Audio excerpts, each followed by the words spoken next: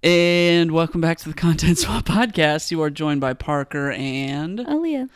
And if you are new to the Content Swap Podcast, this is a show in which we assign each other a piece of content, engage with it for the week, and then reconvene on the podcast, talk about it, share some facts, some feelings, and everything in between. And except we've been so inconsistent in the past month. Yeah. So it hasn't quite been every week. Okay, yeah, I guess everything I just said is a lie. It's whenever we feel like it. And I'm going to be gone for over a week, so starting tomorrow. So we need to do this today. It's been 2 weeks already. So, it's going to be another 2 weeks after this. So it is what it is. Yep. Life gets busy sometimes. This year's just really busy, so yeah. Touche. Yeah. We are chugging along to 100 episodes. We are almost there. Ooh, exciting. This is like episode 93, I want to say. Wow. Shoot, we might not get to 100 till the end of the year. Yeah. At this rate. We better. We'll make it.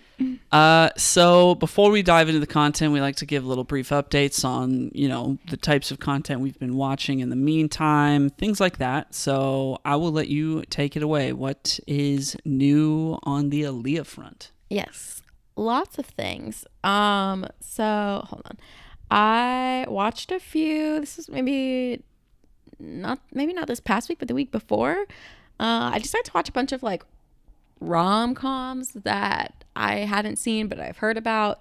I wouldn't consider this a rom-com, but like a romance drama.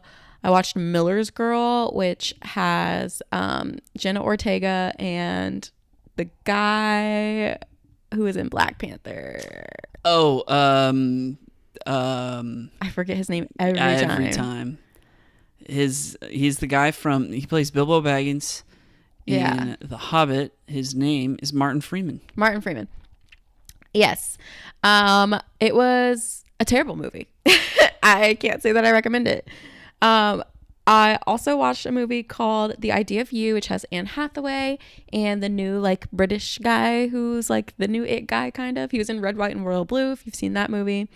It was cute. It was pretty simple. I recommend it if you like literally have nothing else to watch and you just want to put on something. Then yeah, it's very like, I think it was inspired by like Harry Styles fanfic. It very much gives those vibes. So, it's based on a book, I should say that. But that book I think was inspired by a Harry Styles fanfic. So yeah, if that piques your interest, go for it. I also watched Somebody I Used to Know, which has Alison Brie and Jay Ellis. I really hated that movie. It was very infuriating. The characters, there was nothing I liked about the characters. So there's that. And then the last rom-com that I watched was One True Loves, which was inspired by a book by Taylor Jenkins Reid. And I absolutely love Taylor Jenkins Reid, but I never got into, she like started off her, I feel like, career as a writer, writing rom-coms, and I never read those. It wasn't until she started doing these like, I won't call them period pieces because that makes it feel like they're like old, but like these books that are kind of centered around like particular decades and like old Hollywood and stuff like that. I love those books of hers. So I was quite interested to see like what this story was about. It was okay. I didn't love it. I didn't hate it. So yeah. In terms of show, also sorry I didn't give any descriptions of those movies, but there's too much content I want to get through. So just take a look at them if you're interested. Yeah, keep going. I started a show called Palm Royale, and this was yesterday that I started the show. It's got Kristen Wiig in it, and it's basically about, she is this like woman who was a pageant queen who married a guy who is who's like a member of a rich family, but he's not quite rich. He's just a pilot, and like his aunt is the person who's like super wealthy, but she's kind of like on her deathbed. So Kristen Wiig is just like waiting for her to die so that she can like take some of that money and then like embed herself in this rich society that she really wants to be a part of. And as like this woman's on her deathbed, Kristen Wiig's like kind of like stealing her jewelry and pawning it off so that she can get the money to like be a part of this like kind of like country club, because the entry fee for that is like, to be a member of that club you have to pay $30,000 and have sponsors. So like she also has to make friendships with like these terrible women who are like in the country club, and they like hate her, but she's kind of like blackmailing them in various ways to like convince them to sponsor her, and it's quite interesting, and I'm quite captivated, so I'm excited to continue watching. I'm only on like, the episodes are kind of long, which I feel like they don't really need to be that long. I'm only on like episode 2, the end of episode 2, maybe episode 3, but yeah, pretty interesting. 2 last things that are kind of like solo things, and then I guess we could save the things that we watched together for after you go. But books. So I finished reading a book called The Age of Magical Overthinking by Amanda, I forget her last name, starts with the M. She had wrote a book called Cultish, which was about like the like cult like language that gets used in different communities, whether that's like for actual cults or for things like Soul Cycle. And I really enjoyed that book. This book was different in that it was kind of looking into these like cognitive biases that we as humans have, and like the ways that they just like influence how we interact with different things. Like she had a chapter on UFOs and just like our fascination with UFOs and like what does that lead to, or just like things like sunk cost fallacy, what does that mean, like how do we see that show up in our everyday lives, etc. It was okay. You can definitely tell that because these are all very like psychological concepts, and you can, at least for me with like a psych, and I hate to, that sounds so pretentious, me with a psych background, but like me psychological concepts. I know, me coming from a psych background, it's like you can tell that she is not a psych, like she does not have a psych background, but I think she does a pretty decent job of like explaining the literature, explaining what it means, showing examples. Occasionally she would present studies that I just felt were a little bit of a stretch, and I was like, I feel like there's probably better evidence you can provide for this, but you know, for the most part, it was okay. It didn't keep me as captivated as her book called Cultish. As somebody who has studied psychology, like to a master's level, at least, I mean, you're getting your PhD, yeah. But like for me as somebody who's studied it to like a master's level, nothing drives me crazier than somebody who like acts like an authority on psychology who's like never studied it. Yeah. Especially when they try to act like an authority when they only have a bachelor's degree in psychology. I know that sounds like very elitist, but it's like you don't know. Yeah, it goes so deep that like just getting a bachelor's, you don't quite scratch the surface. You barely scratch the surface. Yeah. And it's like that information is actually like pretty useless to you, as in the form of a bachelor's degree. You can barely do anything with it at the bachelor's level. So like for somebody to be like, oh yeah, I know a lot, I got my bachelor's in psychology, it's like, well, you didn't really dig into it. Yeah. Well, where I will give this author credit is she makes it very clear that she is not an expert on these things. And she's like, you know, I talked to people who were experts on these things. Oh, that's good. And here's like what they said. And so yeah. I really like the book covers artwork. That's not the book I'm talking about. Oh. But that's the next book I'm going to talk about. Oh, okay. This next book has really great artwork. You should Google it. Yeah. After Aaliyah's done talking about it. So that was The Age of Magical Overthinking. The book that I'm currently... I saw the word magical. I know. The magical got you. I knew that's what bad. It was. The book I'm currently reading is called A Magical Girl Retires. And yeah, it's the cover art that drew me into the book. I unfortunately am a person who judges a book by its cover. And if it has a great cover, I'm picking it up. I'm like, what is this? I need to read it.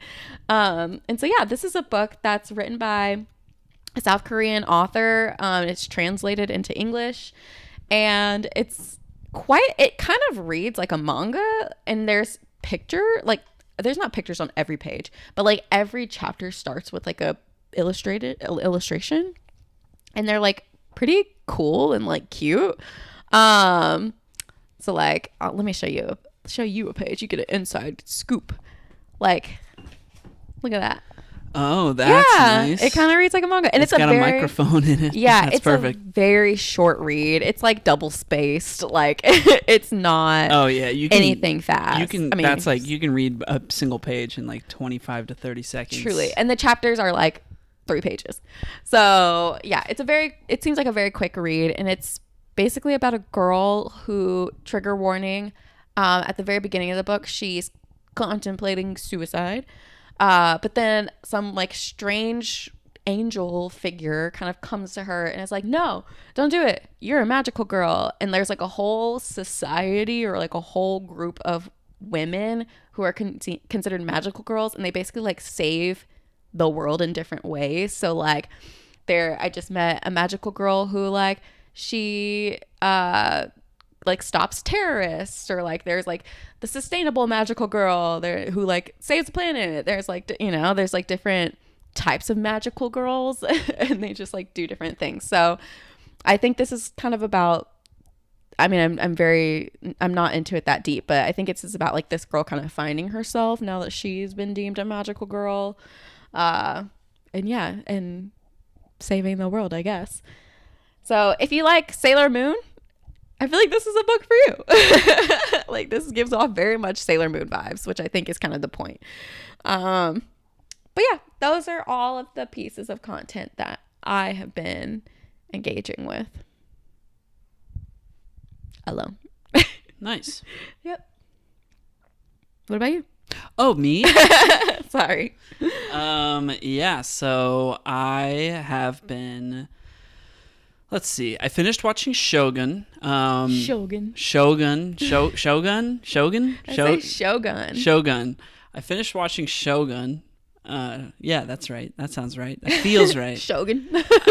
Shut up. I finished watching Shogun, and it was really good. It's really well done, and I am a little, I don't know. I mean, everywhere on the internet is like, oh, it's perfect, and it's got like a 9.0 on IMDb, which it probably deserves.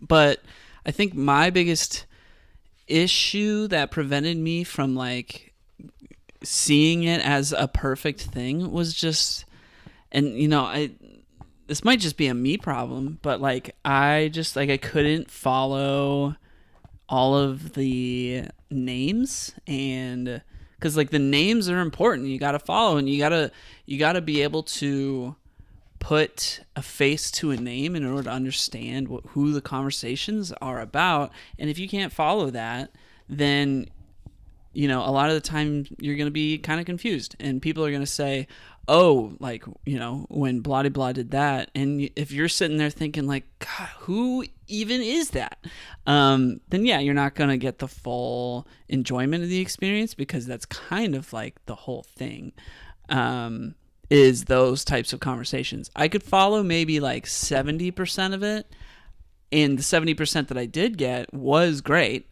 But yeah, it's the 30% that I didn't that kind of left me like, I don't know, wanting, I don't know, for there to have been a better way, to like more clearly put names to faces. I don't know.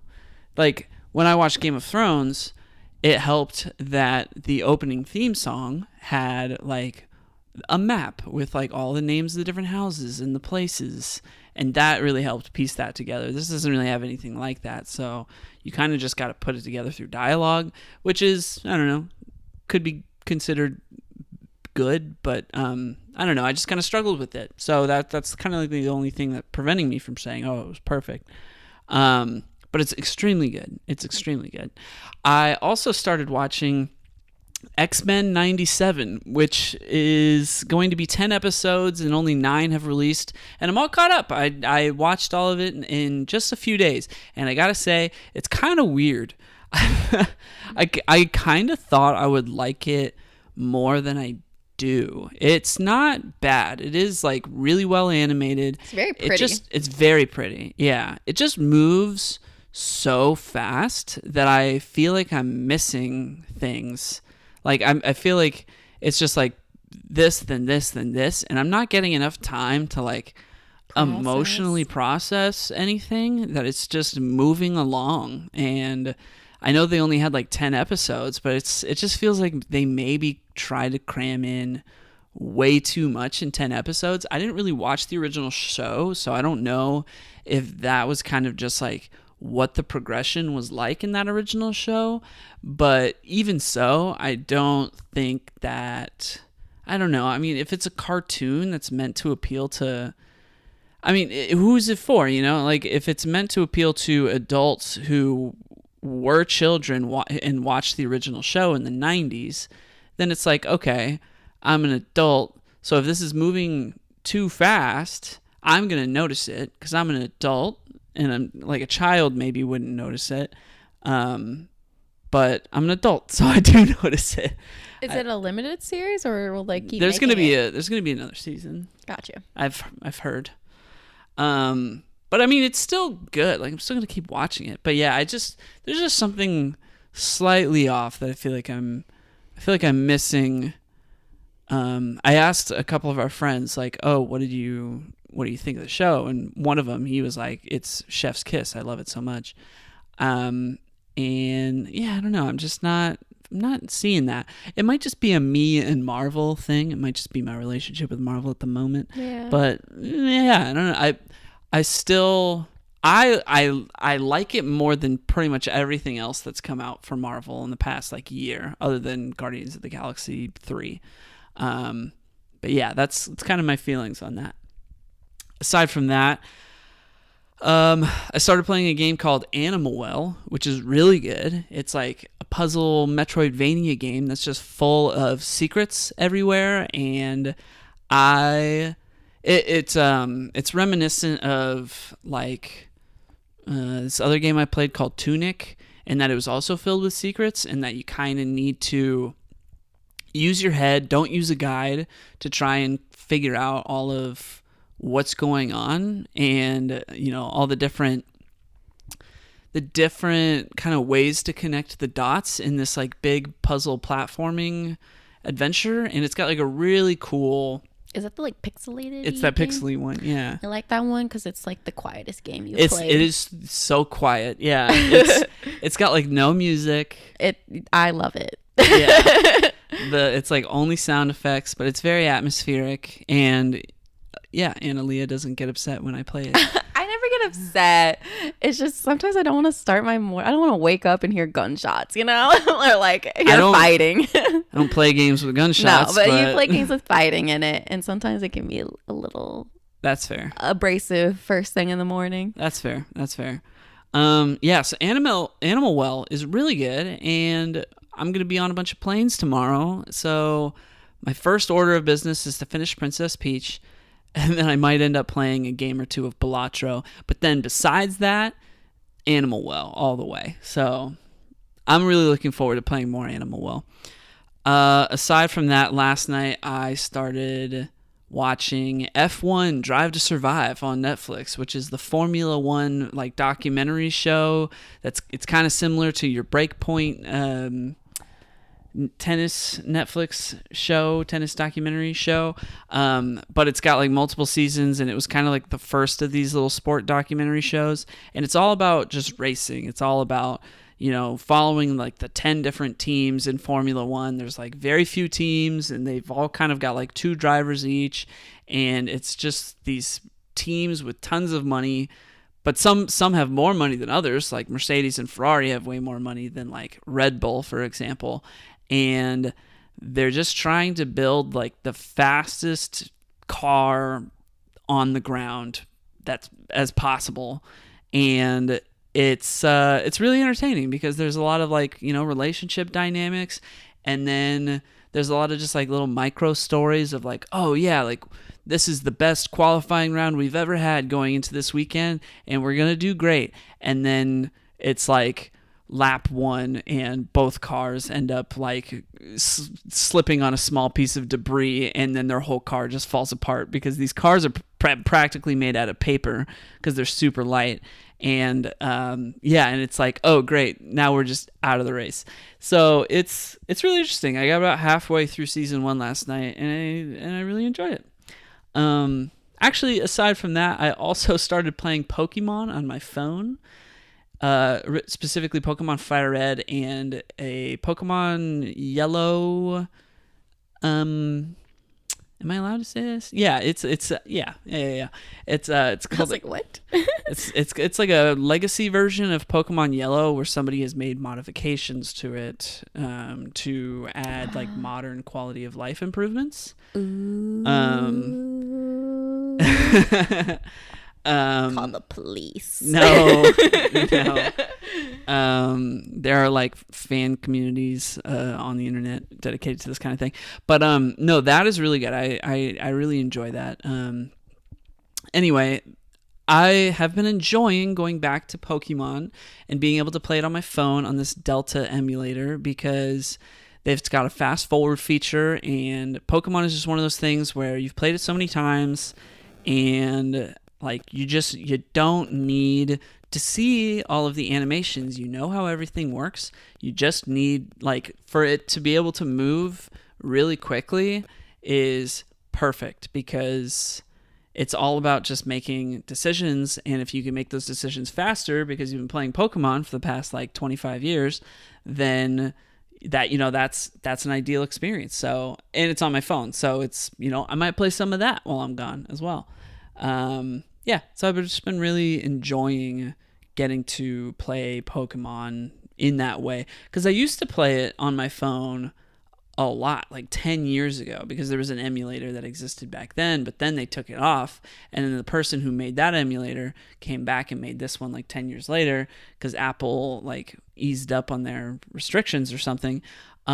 So yeah, I'm just excited to be able to be doing this again. It's not like new technology. It's just like it's a thing that has been possible for like people who have Androids for the longest time.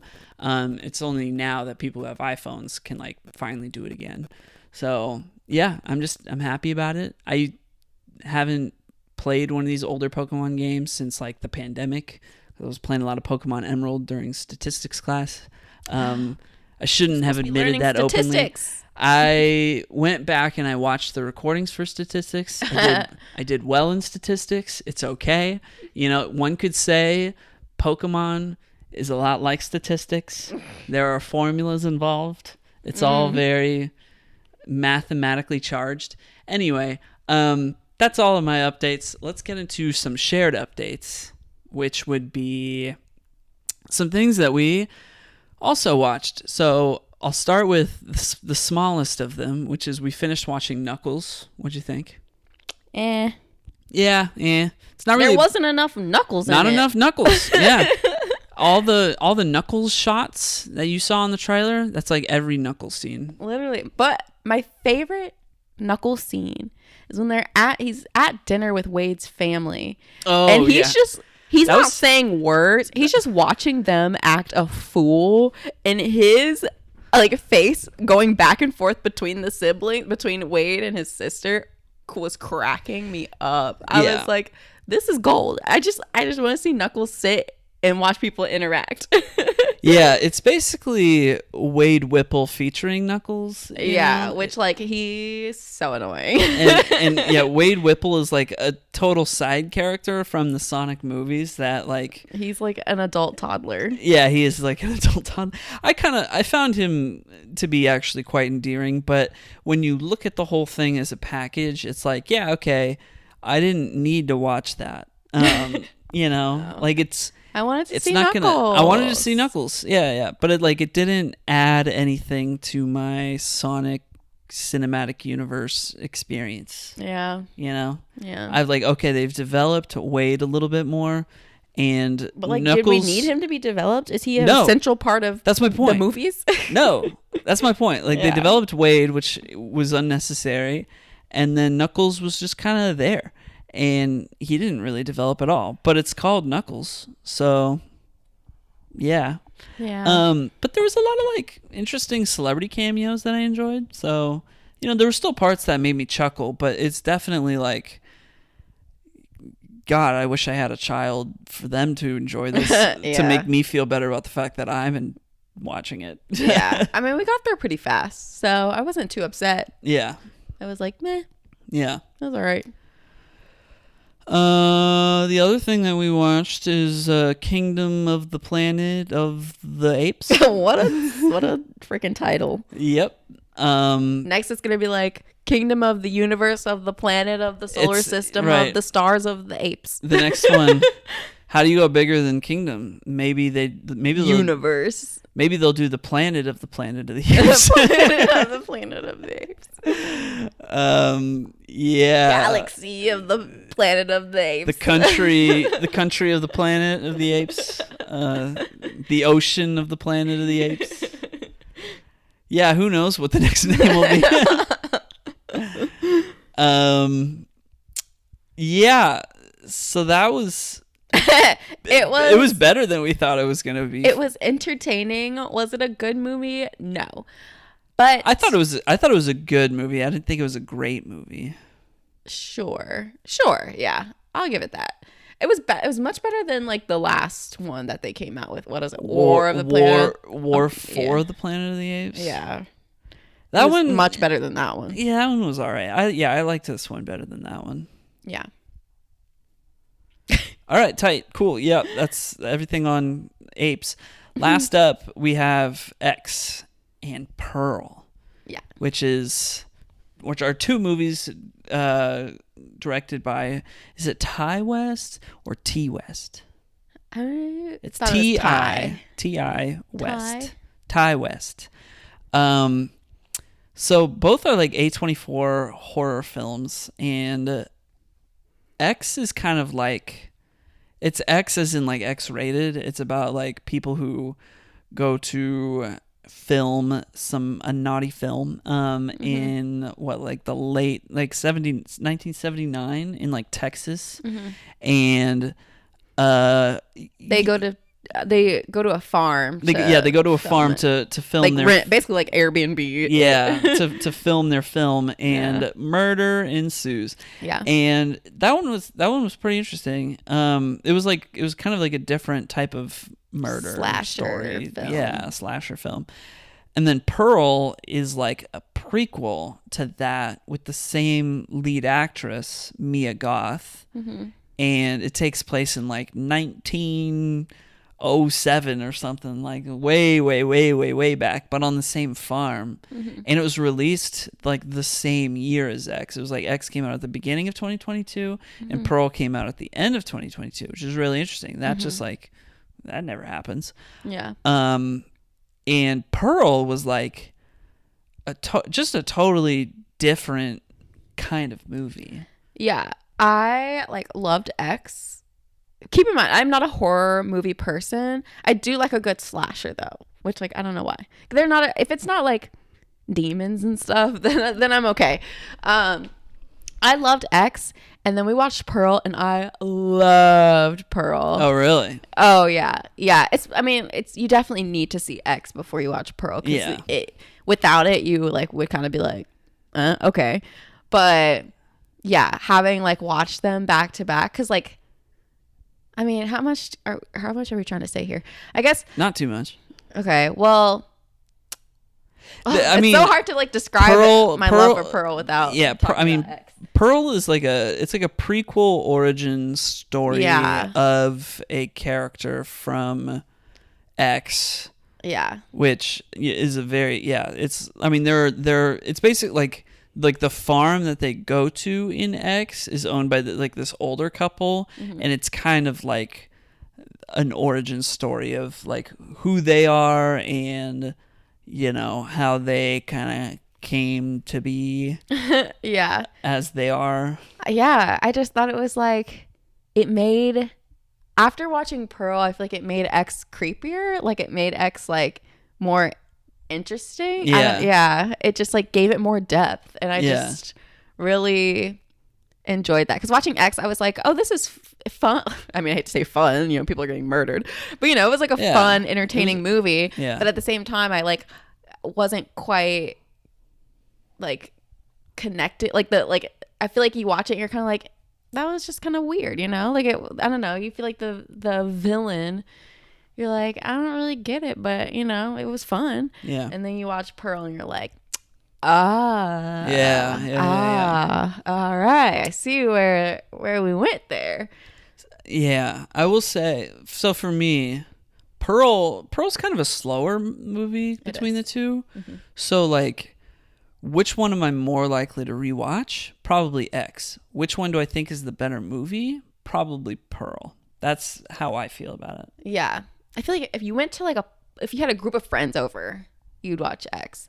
But like, I don't know. Right. But I think the slowness of Pearl makes it creepy. Like it's like a slow unraveling. And that's the fun part of it. Yeah. Yeah, it's very different. And then so then Maxine is a sequel to X that is coming out this summer. Mm-hmm. Same director, same actress, Mia Goth. And so yeah, that was kind of like the partial motivation for watching these movies, even though I know it was kind of like film buffs really enjoy X and Pearl as like a double feature for, you know, like horror films. Mm-hmm. And because but the Maxine trailer like looks pretty intense. So. Like I don't think I would have ever watched Pearl or X had I not seen the Maxine trailer, because that's how I feel. Yeah, I feel like the Maxine trailer, it was like talking about the Night Stalker, which I think is like I really want to, it's been on my list to assign you the Night Stalker documentary, because that story is like the scariest thing ever. And like after I watched that documentary, I was terrified. And I think I might have watched it when I was living alone, which I probably shouldn't have. Good stuff. And so like it's already such a scary thing, and then like now you're putting it in this whole universe, which is like already a horror universe. Hey, and I'm like, what's the connection? What's gonna happen? What's going on? Like, I want to know. I'll be in LA next week if you want me to watch it then. That'll really freak me out. That's true, but I already have an assignment I really want to give you. All right, fine. But fair perhaps enough. the next week. Fair enough. Because you're gonna be so busy, you're not gonna have time for it, because it's like a docu-series. Yeah. Fair. Well, you never know. I don't know. But they're like long. It's like probably like 4 parts each, just an hour or something. Okay. Well, yeah. Those are all of the updates. Yeah. All right. Shall we dive into the content? Yeah. Now that it's 10 p.m. Yeah, I know. I'm tired. Here we go. Are you first? I am first. So I was assigned Loiter Squad. I have no notes on this. We actually only ended up watching like 4 episodes, which they're only like 12 minutes. So we didn't do a very good job on this. So how I would describe Loiter Squad is basically Odd Future, which is like Tyler the Creator and his friends. Basically, he's like the most famous of them, but there are Earl Sweatshirt is super famous. What are you talking about? Okay, he's still he's the most famous of them. Was Earl Sweatshirt in this? He wasn't in this, but he's a part of Odd Future. True. Okay, but he wasn't in this, so he's not even part of the conversation. But they're like, yeah, they're all kind of like more famous than their own way. But definitely, I would say Tyler the Creator is the most successful, and also kind of like the face and the leader of all of this. Yeah. So it's basically Odd Future. The group, basically it's like them doing their own version of Jackass, and that's it. It's like a mix of that, but then also like sketches. Well, yeah. That's true. There are some sketches where it's like it's just them. They have like some props or something, and they've come up with some stupid idea. Yeah. So I mean, that's kind of like all of that's just like a really good way of describing it. It's like it's kind of stupid, but it's just these guys having a good time hanging out, and it's almost it's almost just like it's just like the documenting of Odd Future, just like hanging out. Yeah. Like it feels more like that than it is like trying to be a sketch comedy show or Jackass. It's really just like, hey, we've got cameras and we can do whatever we want. So what are we going to do? And they just go and do it. Yeah. I will say, I feel like a little bit later, which we didn't really get to it, and it's like, these are honestly the things that stick with me the most from Loiter Squad are like, they parody a lot of shows. And so like, one of my favorite like kind of skits that they do is like the Real Housewives one, and that's where the whole like, are you gonna make me a birthday gift on my birthday party? That meme like comes from. Bring a birthday gift to my birthday party, right? My birthday party with my birthday gift. Right. And then they do the one where it's like, what is it, Scared Straight? Like they do like a parody of like Scared Straight, and it's such a funny skit. Like it's hilarious. And they even do like what is it, Storage Wars? They do like a parody of that, and that skit's so funny. So like, yeah, we didn't watch enough. Yeah, we didn't get to like all of my like really favorite. I feel like the first few episodes, it's just like really weird, because I remember I like watched Loiter Squad and I was like, I don't know if I can get into this, and then I came back to it later after I like saw, you know, those skits from like just clips that friends had shown me, and I was like, that's so funny. And then I went back and watched like all of it. So that's why I feel like we only watched 4 episodes, because I just like, I had a hard time kind of getting into it. Yeah. Because it felt like, I mean, yeah, these guys are just, it's just documenting these guys just kind of hanging out and doing whatever they want. And I don't know, it's just, I feel like I've seen that before. Yeah. And, you know, like Jackass was cool 25 years ago. Yeah, I never watched it, so I have no clue. I mean, I loved me a good episode of Jackass back in the day. Yeah. But yeah, I mean, yeah, it was just kind of like, oh, okay, like this isn't doing anything new. It's just different people doing it, and it's their own little spin on it. But well, shoot, yeah, we'll have to watch more of it. Yeah. It's not.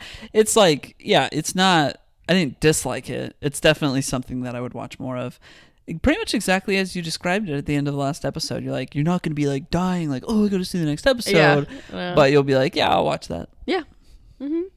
Yep. I'm sad we didn't get to like my favorite skits. They're just so funny. Well, we will. We will. And I've seen a lot of that stuff. Yeah. Yeah. For sure.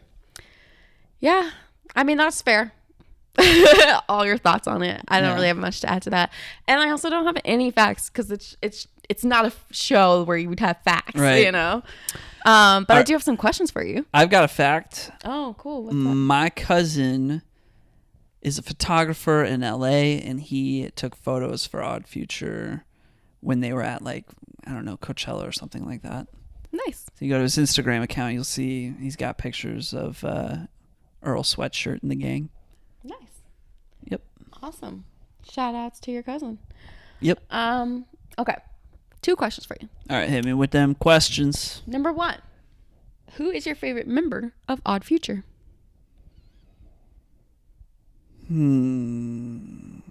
Probably Tyler. I just have the most connection with him. You had me watch that whole like Nuts and Bolts show, so I just feel very connected to Tyler. I do like who's the little guy? What?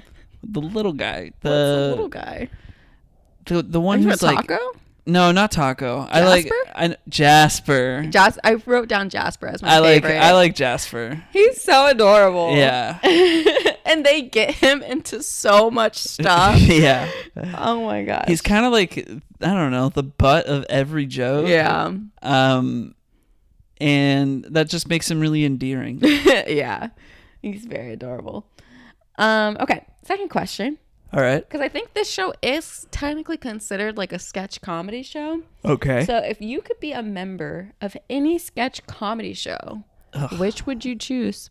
That sounds awful. There's not a lot of good sketch comedy shows. What? There's so many great sketch comedy shows. All right, name me some sketch comedy shows. Key and Peele. Oh, okay, pretty good. What's the one with the guy that I don't like? The one you tried to show me, and I was like, I do not care for this. With the weird guy. who like apparently is a great skateboarder. We were talking about him with your family the other day. I think you should leave. Yeah, there's that. There's That's SNL. Like Tim Robinson. Yeah, I know SNL. Well, so my head went straight to SNL when you said sketch comedy show, and I was like, yeah, SNL just hasn't. There's a Dave Chappelle show. I'd be on the Chappelle show. Easy, done. All right, end of the question. Chappelle like, show there's is so like many great sketch comedy shows. You're right. Chappelle show is like the greatest sketch comedy show of all time. I don't think that as a white guy, I don't think I maybe belong on Wasn't Jim Chappelle Carrey show. on the Chappelle show?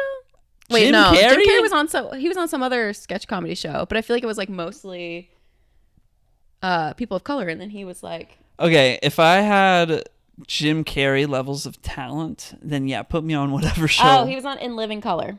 My bad. That's right. Very different than Yeah. What were you just talking about? The Chappelle show. The Chappelle show, yeah. In Living Color was like way before. Chappelle show was like mid 2000s. I know. Yeah, Chappelle show is hilarious. The episode where it's like Charlie Murphy telling the story of him and his friends playing basketball against with Rick Prince. James. Oh wait, no, Prince. Not Rick James. Yeah. Prince, against Prince and Dave Chappelle's Prince. It's like the funniest thing. Because they're like all wearing their blouses while they're playing. It's like purple. Was it in a Purple Rain outfit? Yeah, it's his Purple Rain outfit, and he like does a dunk, and then he goes game. What's the like blouses. Rick James skit? The Rick James skit is just like that. it's just Chappelle dressed up like Rick James, and he's like wearing I'm shoes. Rick James. yeah, I'm Rick James B. And he's like on his couch, and he's like, F your couch. He's like getting it all dirty with his shoes. That's a fun one as well. Yeah, that's a good one. Cool. That's all the questions that I have. Okay, for sure. I feel like we spent more time talking about Wade Whipple and Knuckles than we did classic Wade Whipple overtaking who we're trying to talk about, or who we're trying to focus on. We're trying to focus on Knuckles. All we do is focus on Wade Whipple. We're trying to talk about Loiter Squad. We spent all this time talking about Wade Whipple. Well, with this tangent, all you're doing is talking about Wade Whipple. So let's move on. All right, let's move on. All right, I was assigned The Terminator, which came out in 1984. Is that correct? Yes. Okay. The Terminator. So this is about a soldier named Kyle Reese who is sent back in time to protect a woman named Sarah Connor from being killed by a human-like robot called a Terminator, which is played by Arnold Schwarzenegger. And so we learn from Kyle that the reason why the Terminator is after Sarah is because she gives birth to a son named John who will lead a resistance against an organization of rogue AI like machinery that eventually creates like a deadly war in the future. And so Kyle states that he came back in time to protect her, to make sure that she has, the son that she will eventually have. She is not currently pregnant, to make that clear. But yeah, he's just like wanting to protect her. But also he has like a low-key obsession with her and is like in love with her based on just like having seen a picture of her for his lifetime. And so they end up sleeping together, and plot twists. At the end of the movie, we find out she's pregnant with his baby, who will be John. And he was John's father the whole John's time. Father. And so eventually, before the ending of the movie, eventually the two go head to head with the Terminator. And while Kyle ends up dying, Sarah successfully kills the Terminator. And that's essentially the movie. So my thoughts. This movie was not what I thought it was. I don't know why. I guess because I just never seen Arnold Schwarzenegger like play a bad guy. I thought that the Terminator was a good guy and that he was like killing bad people, like, I don't know, and protecting the earth or something. And so you thought the Terminator Terminator just means you terminate people, but he could have been terminating villains. Gotcha. Okay. So yeah. you thought the Terminator, I thought he was killing bad guys to save the planet. I thought he was like friends with Earthlings. Earthlings.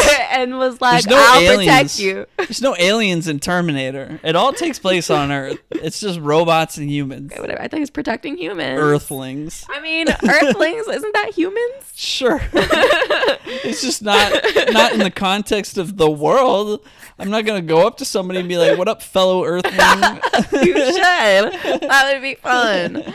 But yeah, I thought he was like protecting people on Earth, and come to find out he came out the back just murdering folks for no reason. And I was like, oh my gosh.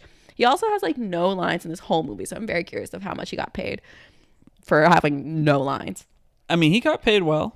I believe it. Also, the answer is 14 lines. Wow. Crazy.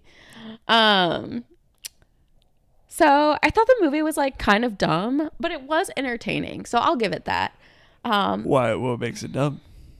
I don't know. Just like the whole like war, and it's like AI machinery like goes rogue and kills it, like is killing everybody. I was just that's like a legitimate fear that people still have, and they did it in 1984. Yes, it is a legitimate fear. I get that, but like the way it was portrayed just like was silly.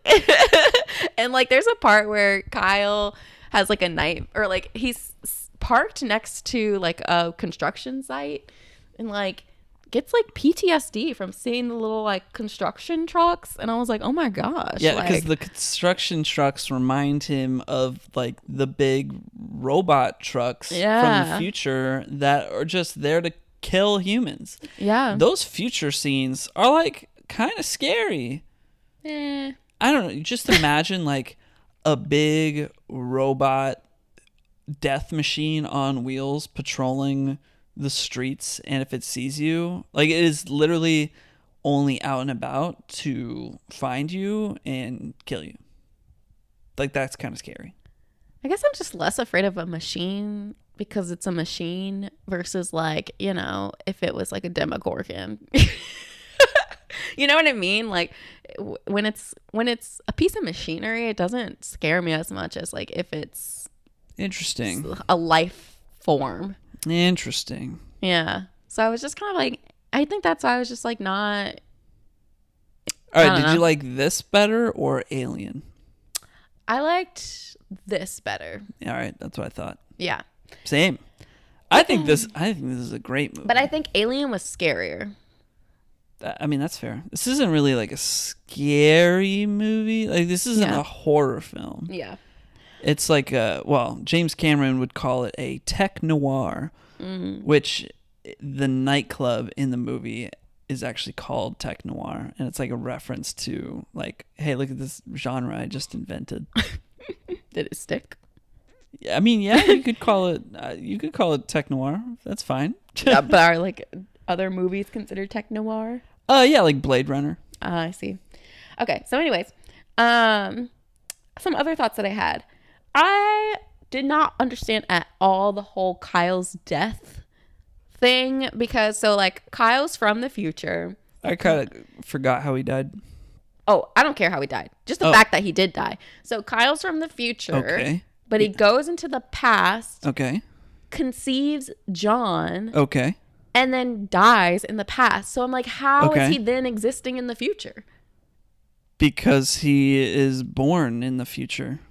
What's your question? How is he the father to John if he's not born yet? What are you talking about? He went back in time. I know. But then he died back in time. So would that not affect the future? Because he's dead. What? No. He just like comes back alive. He just is born again? I'm confused. Where are you confused? All right. Man is born, lives his whole life, goes back in time, gets a woman pregnant, and then she has a son, and that's it. Oh, and he dies after he gets the woman pregnant. Okay. And then he dies. I get what you mean. He's not related to John Connor. You know, what? Sorry. My bad. He's John Connor's father. Yes. So it's like if... But that, like, how does that not still impact life, like, in the future? Like, how... It doesn't. It's if I go my whole life with, let's say, I'll use my friend Dante as an example. Let's say Dante and I are friends, and then I have to go back in time to protect Dante's mom. Okay, this is already weird. I was like, are you sure you want to go down this route? All right, maybe I'll... Okay. All right, let's say I have a friend named Ralphie. Let's go with that. I don't have a friend named Ralphie, but let's go with that. Let's say I have a friend named Ralphie, and we know that a machine is going to go kill Ralphie's mom in the past to make sure Ralphie never existed. I go back in time to protect Ralphie's mom, get Ralphie's mom pregnant, and turns out I was Ralphie's dad the whole time, but I died. But then I'm still born after that because my someone, mom, someone else, my two mom other is people going, conceive. two other people are going to conceive me, and it's you, and those are going to be my parents, and they're not, related to any of this. I guess that's just so weird. Does that make sense? Yeah. It doesn't. It doesn't have to affect the future at all because Kyle Reese in the future, basically he just died as soon as he left. Yeah. Strange. No, it's not that strange. It makes sense. It's an interesting plot using time travel, and it's done well, and it's like simple. It's very simple compared to like other time travel stories. Yeah, it's not parabolic calculus, but still weird. For sure. Okay. Last thing I'll say. So at some point in the movie, Arnold, his like human skin and flesh and all that is like gone, and he's just his like robotic self. Yeah, I know what you're gonna say. And in the movie, they have like a CGI like robot, but then they also have like a practical robot, and they like switch back and forth depending on like whether the robot is like walking or if it's kind of like they just need like a chest up shot. Yeah. And so like for the walking scenes, they like have the CGI, and it looks so bad. It's not really CGI. It's not like CGI, but like it's like a stop motion shot that's been comped in to a practical shot.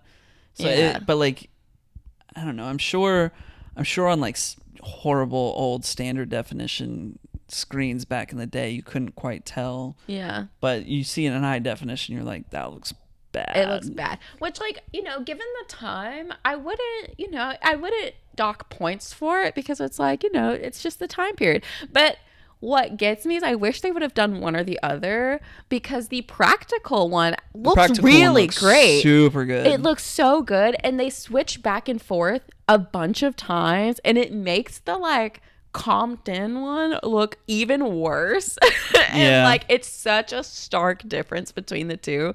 And I'm like, I really wish they would have either just used the practical like robot or just done this other way that they did it, and not done the two together. The practical robot's scary. It is. I was like, honestly, we don't need to see the robot walking. Just do all the shots from like the chest up. Like that's good enough. So that was the only bummer of the movie that I just like was like, oh. Well, you gotta watch Terminator 2 because that's like one of my favorite movies. Terminator 2 is better than Terminator 1. Terminator 2 I'm like, who else is he after? You gotta find out. Oh my gosh. John Connor. Oh. Anyway, yeah. Terminator 2 was made in like 1992, I think. Yeah. And it is phenomenal. It's so good. It's like it's one of my most watched movies ever. Like I watched this so many times growing up, which like I shouldn't have, but it's like my mom loves it, so we watched it a lot. It's not the worst movie to watch as a kid. Not the best. It's violent. It is violent. It's scary. Yeah. But I watched a lot of it.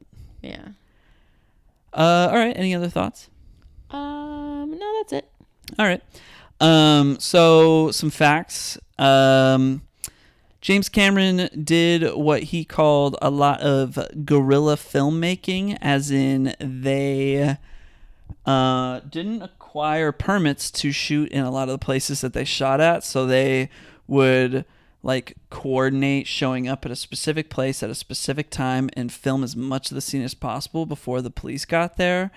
And basically, like, before the police got there, if the police did get there, they would basically convince them like, oh, we're working on a UCLA film project, and let them finish. I think that specifically the last scene UCLA of the movie, film project with Arnold Schwarzenegger. I think that was specifically the last scene of the movie where Sarah Connor is like in Mexico. Oh. So Arnold Schwarzenegger wasn't there. I was like, so the producer, what? that a highway patrolman did see them filming, and the producer said like, yeah, it's a UCLA film project, so he let them finish. Wow. Yeah.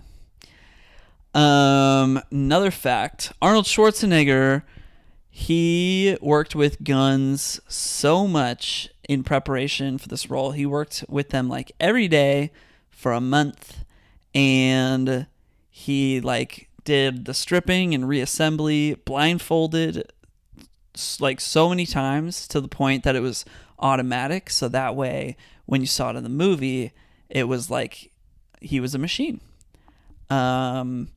And he even got a compliment from the Soldiers of Fortune magazine for his realistic handling of guns in the movie, because they usually made fun of movies for their, inaccurate depictions of how to use guns.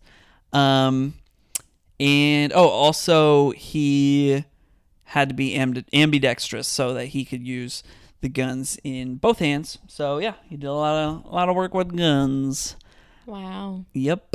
Let's see. Arnold, on set, Arnold did not really spend any time with his co-stars because he didn't want to. His character was supposed to be killing them, not forming connections with them. So he like intentionally did not try to form connections with them. He also was originally considered to play Kyle Reese's character, and he is kind of this weird fact of like he was going to play Kyle Reese, but then Arnold was like, this guy's too huge to do this. But like James Cameron he said something like he was going to go to lunch with him and then like pretend like Arnold sucked. Like he was going to like make Arnold seem impossible to work with so that he didn't have to work with him. But then when they got lunch, he was like, oh, this guy's actually kind of a chill guy. And then Arnold was like really talking up about how the movie's not about the human characters, it's about the Terminator. And James Cameron came to see that like Arnold really understood the movie, and so James Cameron was like, all right, yeah, we're going to make Arnold the Terminator. And Arnold's agent was like, no, don't play villain characters. Like, that's not what you should be doing. And he said, no, I'm going to do it. And he did it. And it's like Arnold's favorite movie that he's ever done. And it's one of his best movies. It's like his most classic movie, the Terminator franchise. Like, when I think of Arnold Schwarzenegger, I'm like, Terminator. That's like number one on the Arnold filmography. So yeah, it's like synonymous with him, Mm-hmm. Let's see what else we got. I was like, when we were about to start the movie, I was like, oh yeah, this is the movie where he goes, I am the Terminator. And you were like, he literally does not say he that. He literally never says that. I was like, are you sure? He says, I'll be back. And then in the second one, he says, hasta la vista, baby.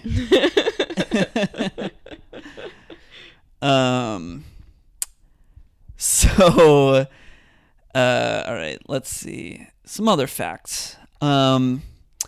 James Cameron did not have a lot of money going into making this movie. He had like spent the rest of his money like traveling somewhere, like on plane tickets. And so he didn't have a lot of money for food. So he became sick and he went to bed one night with a high fever.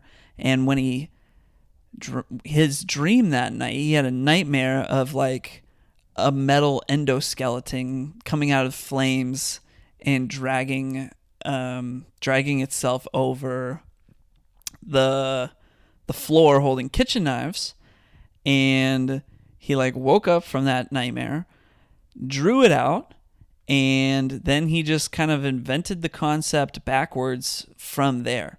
So he was like, okay, endoskeleton's got to be futuristic, but I don't have any money to set this film in the future, so we got to make it work in the present. And that's how they came up with the whole time travel idea. Wow. Yeah. Working with limitations can create some of the most creative concepts. Let's see. I got a note here that Arnold went into a restaurant in downtown LA in the middle of filming, and he still had his prosthetic makeup on with a missing eye and exposed jawbone and burned flesh. And he was just trying to get some lunch, and he didn't realize, oh, whoops, I'm probably freaking some people out here. Nice little note. Okay, I was writing this. I was writing my notes, and you heard me go like, "What? That can't be true." So here's that fact. Arnold Schwarzenegger had his eyebrows insured at Lloyd's of London because he was afraid that they might not grow back properly because he had to shave them for a scene where, you know, his character basically catches fire and his hair gets messed up and he no longer has eyebrows for the rest of the movie. So he got his eyebrows insured. Like, what does that do? I don't, like, if they don't grow back properly, you get your money? I don't know. Money for, like, how much are eyebrows worth? I don't know. That's what I'm saying. Lots of questions. That's what I'm saying. I was like, there's no way this is true. All right. So, final few facts here. Near the beginning of the movie, Sarah Connor's character gets a message on her answering machine. And that voice is actually the voice of James Cameron because they were supposed to go on a date. What message? It says receives a message on her answering machine breaking her date. So like, that was when she's gonna have the double date with like her roommate or whatever. Yeah, and the guy like had to cancel. Yeah, I think. Yeah, I forgot about that. So that was James Cameron. Wow. Coincidentally, Linda Hamilton, who plays Sarah Connor, and James Cameron ended up getting married from 97 to 99. Wow. I was watching a YouTube video with Steve Irwin's family. It was like his wife, the wife and Bindi and what's the son's name? I forget his name. Jr. Robert. I don't know. Robert. But anyways, they were like the mom, they were doing like this like questions game, and the mom was like, who would play us in a movie about, our family? And Linda Hamilton. Yeah, she was like, that's who would play me. Like, that's what they thought would play their mom. Yeah, yeah. I was like, is she Australian? I don't know. But yeah, no, she's probably not. But yeah, I'd say they look a lot alike. Yeah. Okay, so my final fact is more on James Cameron's past relationships. So James Cameron was married to a Sharon Williams from 1978 to 1984, okay? And this movie came out in 1984. Well, he got romantically involved with one of the producers of the film, Gail Ann Hurd, and they got married from 1985 to 1989. But then he married Catherine Bigelow. She's a famous director. She did Zero Dark 30 and The Hurt Locker. he got married to Catherine Bigelow from 1989, which is the same year that he got divorced from his previous wife. They were married from 89 to 91. Then he married Linda Hamilton, the, actress from the Terminator and Terminator 2, from 97 to 99. And then finally, he got married to Susie Amos in 2000, and they've been married ever since. 5th time's the charm. Why even get married? Why is he getting married so many times? Why get married at all? I don't understand how somebody gets married 5 times. At least this last one has lasted for 24 years. Yeah. But dude, how can you marry and then divorce and then immediately marry again within the same year? That's how do you even fall in love with a person that fast? I mean, realistically, you've fallen out of love with this other person so long ago, and you started developing. But the relationships have been 2 years long. They were just in the dating phase. Yeah. Okay. Good point. I didn't think about that. Yeah. I didn't think about that. Yeah. It's not like he's married to them for 5 years. He's married to them for 2. So why is this man getting married? Yeah. That's the point. Yeah. He just doesn't care, I guess. I don't know. He's just actually, I want to marry that woman. Yeah. Actually, I want to marry that woman. Actually, I want to marry that woman. Yeah, James Cameron's dating history is just weird. I knew nothing about James Cameron aside from I don't even know what the man looks like. Yeah, it's just old. How old is he now? Older white gentleman. I think he would be in his 60s or 70s now. For some reason, I thought James Cameron was a 40-year-old man. No. This movie's 40 years old. Yeah. So I feel like I just didn't know his name until Avatar. He's turning 70 this year. I feel like I get James Cameron and James Gunn mixed up. You really shouldn't. Wow. That was a wow in reaction to a picture of James Cameron. That looks like the man who's a serial marriager. A serial marriager. Yeah, here he is here's a picture of him with his wife that one of the producers of Terminator. Wow. Yeah. So it's like a glamour shot. It's kind of funny. I want glamour shots. That'd be fun. Anyway.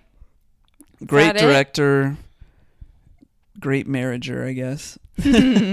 Or not great, considering he had to do it 5 times. He is an expert at getting married. Anyway, that's it. Cool. Awesome. Well, let's wrap this up with some assignments. All right, let's do it. Do you want to go first, or you want me to go first? I don't care. I'll go first. Okay. Since it is AAPI Heritage Month, which, if you don't know what that stands for, it's Asian American Pacific Islander Heritage Month, I wanted to give you a movie that I literally just watched, and that is the movie Boy, directed by Taika Waititi. Oh, it's a Taika Waititi movie. Yeah. Yep. I didn't know that. Mm-hmm. It was very fun. So you liked it? I liked it a lot. Yeah. Okay, good. Mm-hmm. Cool. Yep. Fun and sad, but yeah, fun and sad. Yep.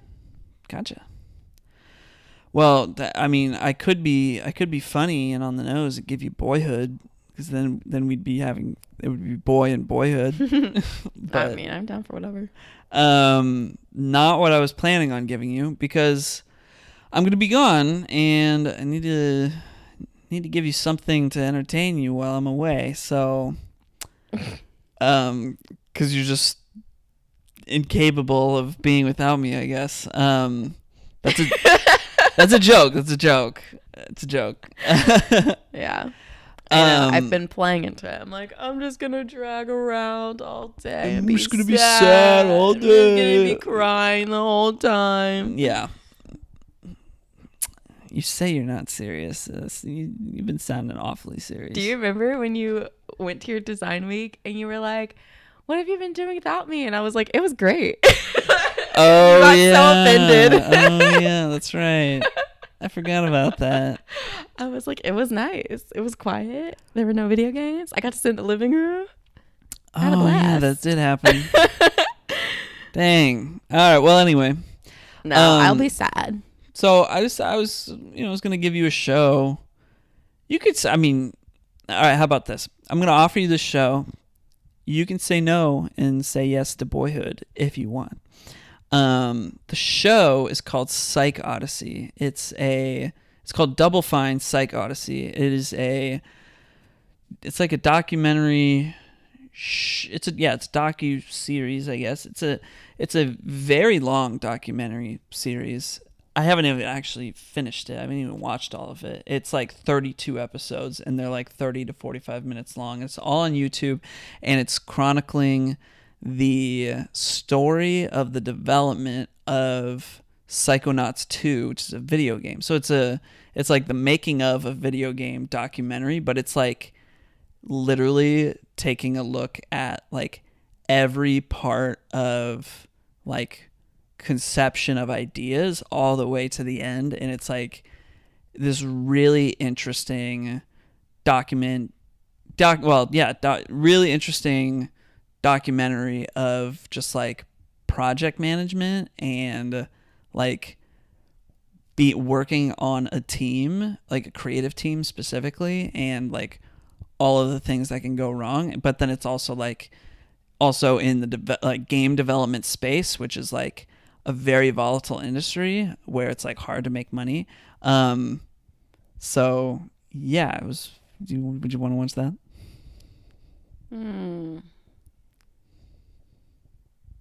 No. Oh. I don't think that's something I'd want to watch by myself.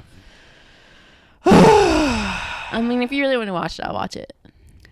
I mean, I haven't watched it in a while, so I kind of want to go back and watch it. But like, I don't know. I figured it was a good thing for you to watch on your own.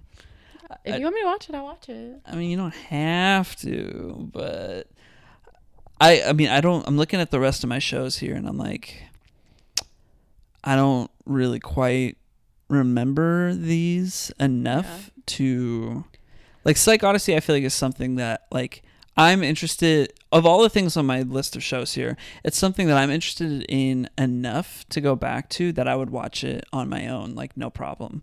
Yeah. The rest of these things, I'm like, I'm not really interested in going back and watching these right now. Mm-hmm. Like while I'm away, you know. So that's kind of why I picked that. Well, if you want me to watch it, I'll watch it. All right, let's give it a shot. Let's see how it goes. Okay. And then this was the last episode of Content.